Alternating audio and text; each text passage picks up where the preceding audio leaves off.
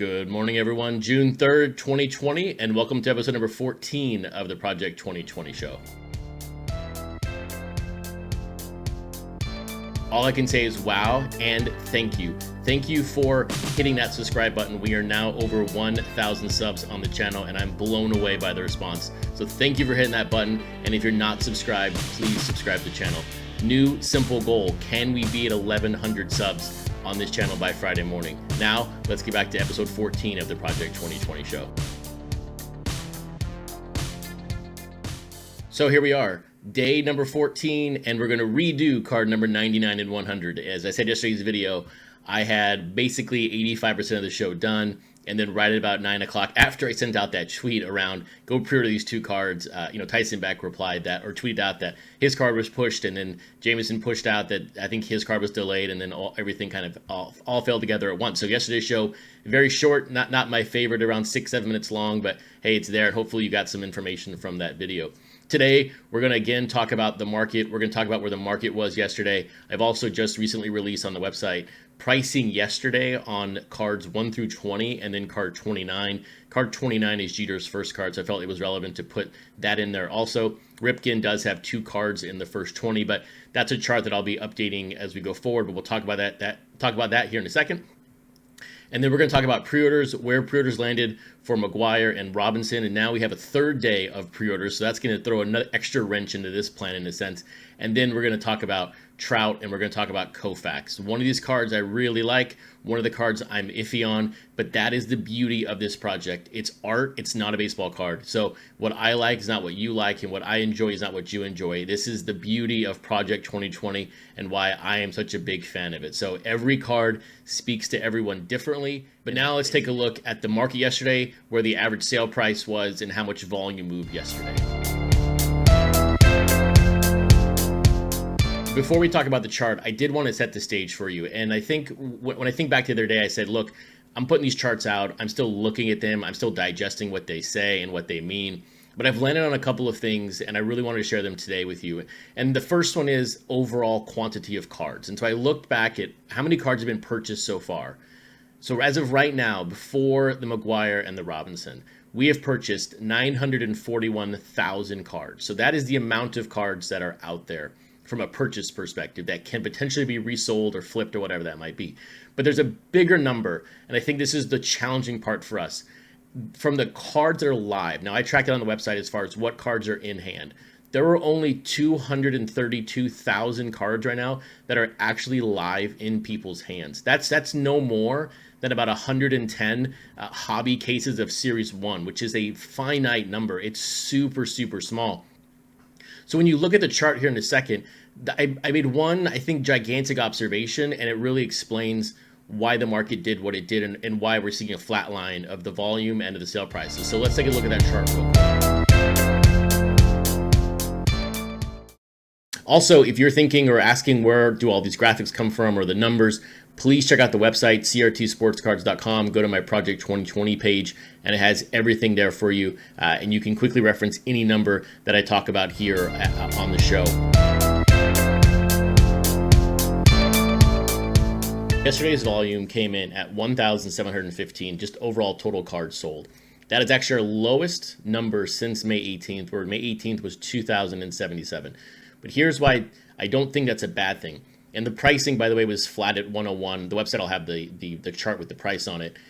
When you think back to the initial surge and what happened, look, we were very happy taking 3x, 4x flips all day long. And then something broke loose. And I'm not going to call it a pump and dump, but there was a lot of press out there, whether correct or incorrect, that somebody was going to endorse us even more. And that brought in a whole different crowd that was just in it for the quick 3, 4x flip on that price. And so when all those returns happened and when that thing fizzled, it's no surprise there. But I think when you look back to May 22nd through really May 25th, that gigantic surge, it was all just mythical. They're fake sales. They're people just selling pre-orders of a pre-order of a pre-order. And I don't mean people like myself who sell pre-orders. I'm thinking people who bought a pre-order from somebody and then saw that they were now selling for $500 and they sold that card to somebody and then somebody else sold it again. These are just fake sales. I don't put any credence in any of these numbers from those days. it's to me not actual cards changing hands. What we exchanged back then was pixels. And look, that's always going to be there on the chart. That peak's always going to be there, that surge in pricing. But to me, it's not real.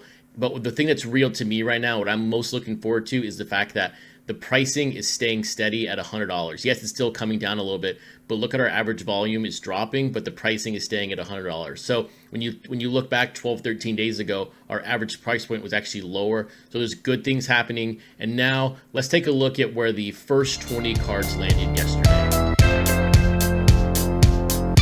So here's that brand new player chart that I brought out last night on the website, and this just tracks the sales yesterday, June 2nd, on the first 20 cards plus that one Jeter at 29. I will continue to evolve this and build this out in a better way as there's more data every single day, but to me, if these cards are moving forward, when you think of the market, then the whole market's going to move forward. If these start tanking and dropping back down, then I don't think we're going to see the market move overall with these cards. But these are going to be, to me, the catalyst for continued surge in pricing on the newer cards that are released. And so here's how the chart works. It's very simple. Ichiro yesterday sold 3 cards at an average of $2,200.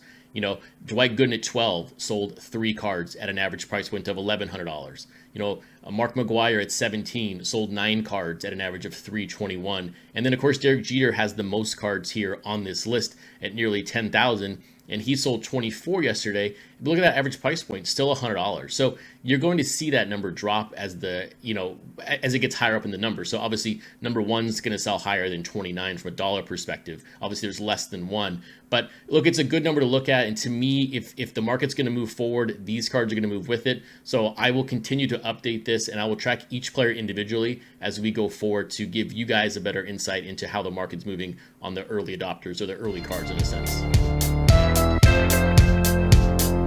So pre-orders, where do we stand after 2 days? Now, typically speaking, we are now within an hour of them being off for sale, and then we're going to find out the numbers in a couple of hours. But today we have another day of pre-orders on these cards. But yesterday for review, I predicted and I shared that I think the pre-orders are going to fall for McGwire at $290 and then for Robinson $225. And these are, of course, based on the fact that a player typically has 70% of their pre-orders in on the first day. I used the 32% number to sort of forecast pre-orders on eBay after yesterday. And look, those numbers, they're really accurate. Mark McGwire came in at $287 and Jackie Robinson came in at $230. The biggest unknown right now is what is the third day of pre-orders going to do on these cards. Now, look, they're again correctly with card 99 and 100 from a tie-in perspective of being available at the same time. But we in the history of Project 2020 have never had a card be available for 3 days. You know, I still like my numbers, but if we have, a 10, 20% increase on reservations, who knows what's going to happen? Could those cards now be 22 to 25,000? Could be 20, 23. It's really unknown. So, I was really confident and really happy to see those numbers come in where they did, but it's a gigantic unknown right now with the third day. So we'll find out. But now let's take a look at Koufax and Trout and find out which card I like the most. So here it is, card number 100, Mike Trout. This is the first artist collaboration when it comes to Blake Jameson and Ben Baller. This is Jameson's artwork, but then Ben Baller's bling, so no surprise there. But this card, from a visual perspective, does not speak to me like the other one does. And that's the great thing with this project, is that not every card is the same for everybody. It's everybody's interpretation of the artwork. So look, just because I don't like this card doesn't mean you can't love this card more than anything else or hate the Koufax. But look, how did we get here with Blake Jameson? This is now his 6th card that is released. And overall, he's had Nolan Ryan, Don Mattingly, Jackie Robinson, Ricky Henderson, and Mark McGwire. So I think he's had an okay run so far up until the Mike Trout, which everyone wants to produce a Mike Trout because of his sales history. But look, he has produced so far in these 5 cards 30,036 cards. But he is the 16th ranked artist at a 6,007 average.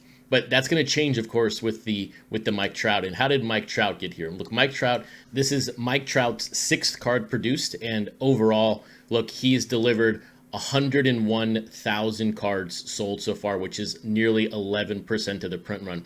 I still think that Griffey Shore, if all things were equal, look, Trout has an autograph this morning now in the cards, is an anomaly of the set, but now we're not playing on an even field in a sense. but he is the second highest rated athlete from a print perspective, and his best card is number 51 at number 8. So where does that leave us with Trout and a print run guess? I have no idea right now. I mean, I personally would not be buying this card for the autograph. I just don't think there's only 10, and if they sell 10,000 or 100,000 or 150,000, it's minute. Somebody's going to get it. It's basically the same odds as the gold 1/1. So I don't know where it's going to fall. It'll be interesting. I would be very curious to see if it does top the Griffey. I know people out there saying it's going to crush the Griffey. I don't really know. I'll be very curious to see where the pre-orders land on eBay, but the challenge there is that the numbers on tops are going to be greater, because we know that if you buy it on eBay, you're not going to get the autograph, just like the 1/1. So that'll be curious to see overall. But now let's look at Sandy Koufax. Here is the Sandy Koufax, and if you're looking for a moment, if you're looking for an artist moment, I think this is it with Tyson Beck. To me, this is his best card overall. There's so many great things about this card. I absolutely love the visuals of this card and what it looks like. I can't wait to get this in hand.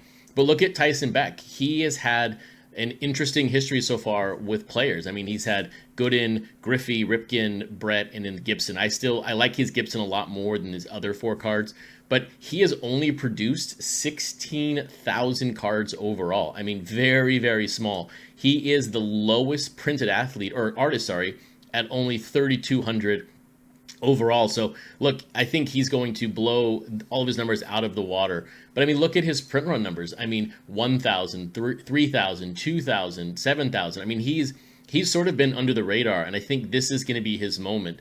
But how did we get here with Sandy Koufax? When you think of Sandy Koufax, we just had him, it felt like last week, but he was card 89 with Natural. Overall, he has produced 55,000 cards, which is 6% of the print run, almost half of what Mike Trout has produced. He is the 6th, from a per card average, he is the 6th highest athlete so far. And then his best card right now is number 89, which is number 4, which is 43, which might be number 5 here after the Griffey not Griffey, but the Trout gets announced or released. So we'll find out. But where does this take us with Sandy Koufax? Again, we don't really know. I mean, there's no way of knowing immediately after release where a pre-order is going to land. Could this be high again? I mean, look, this card's going to ride the coattails of Trout. We will find out. You could see a very similar Griffey Ryan performance here, not from a number perspective, but from a riding the coattails in a sense overall. But we'll find out, and I'll be very curious how the pre-orders land today for Koufax. So there we have it. It's a Wednesday of several unknowns. Number 1, we don't know what a third day of pre-orders look like on a card, what that does to the print run. We also don't know what card 100 will sell, because this is a big milestone in the set, along with the fact that 10 of them are going to be autographed. How will that affect pre-orders overall?